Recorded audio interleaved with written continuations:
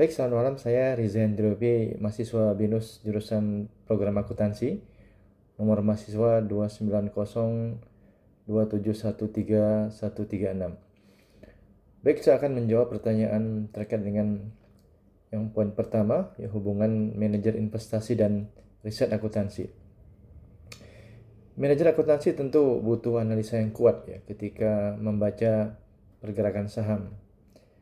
Riset akuntansi membantu mengecek apakah informasi laporan keuangan seperti return on asset ya ataupun debt to equity ratio dan earning per share ya benar-benar tercermin nggak pada harga saham. Jadi riset memberi dasar keputusan yang lebih objektif tentunya. Tidak hanya mengandalkan intuisi ataupun perkiraan yang tanpa dasar data yang kuat.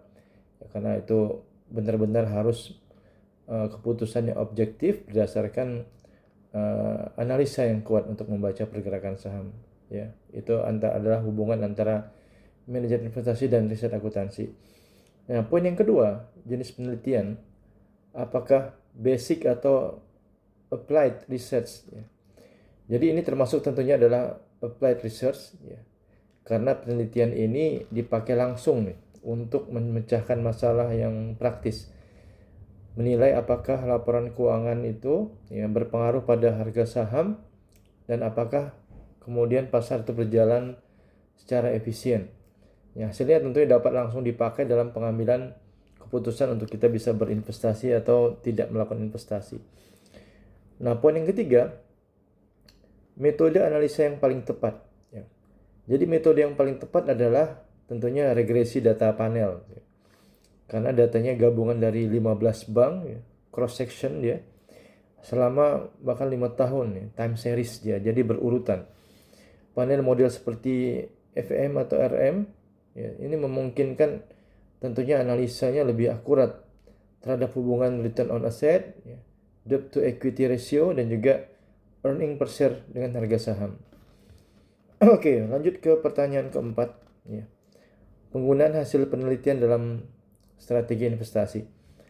Nah, jika return on asset, debt to equity ratio, dan earning per share itu terbukti kemudian mempengaruhi harga saham, maka rasio-rasio itu bisa jadi dia indikator utama untuk melakukan screening saham perbankan. Nah, jika sebaliknya pasar terbukti ternyata kurang efisien, berarti ada peluang mispricing yang bisa dimanfaatkan manajer investasi untuk mencari return yang lebih tinggi lagi. Oke, demikian tanggapan saya terhadap hubungan manajer investasi dan riset akuntansi, poin yang pertama tadi. Kemudian juga jenis penelitiannya, basic atau applied research, tentunya applied research. Kemudian metode analisa yang paling tepat, ya, tentunya regresi data panel, ya, karena gabungan 15 bank selama 5 tahun time series, ya, panel seperti ini yang memungkinkan analisa yang sangat kuat terhadap hubungan ROA, DR, dan EPS, earning per share tadi, dengan harga saham. Kemudian yang keempat tadi, penggunaan hasil penelitian dalam strategi investasi, ya.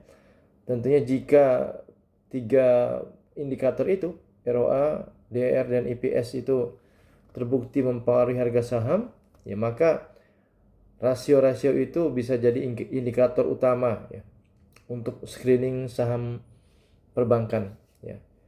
Jika sebaliknya pasar terbukti kurang efisien, ya, berarti ada peluang mispricing, ya, yang bisa dimanfaatkan manajer investasi untuk mencari return yang lebih tinggi.